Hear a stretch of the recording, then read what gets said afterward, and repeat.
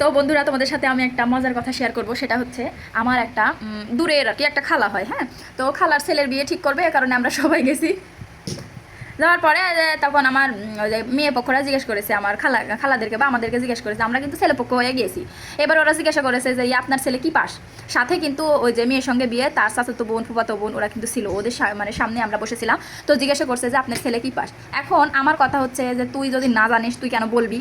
এবারে আমার খালা জানে না, বড় মুখ করে বলছে কি জানেন, মানে এক কথাতে বিয়ে ভেঙে গেছে। বলছে যে ইয়া হচ্ছে বউ, আমার বেটা বিয়ে পাশ করলো, এবার এখন আয় ভর্তি করে দেবো। এই এক কথাগুলোতে বিশ্বাস করো বিয়ে ভেঙে গেছে আমার প্রতিনিয়ত। এই কথা মনে হয় বিয়ে আর ওর সাথে হয়নি, কোনো জায়গায় বিয়ে হচ্ছে দুইজনারই। তো আমার কথা হচ্ছে এরকম অনেক মানুষ আছে আমার এলাকাত বা পাড়া প্রতিবেশী বলেন সবারই, মানে চারপাশে এরকম মানুষ আছে। আমি কই কি শুনে বাবা, তোরা যদি না পারিস বলবার যাস না কু, বা কোনোটা যাওয়ার আগে শিখে আলিবু, কিন্তু ভাই বলবো কৃষক যে বিয়ে পাশ করা আয় ভর্তি হবে, এই কথাগুলোর জন্য তো বিয়ে হয়নি কু। মানে আমি কি আর বলবো, এত তোরা ইয়া করা যাস কিছু মারা না মরদ হয়ে গেছু, কি একটা কাহিনী।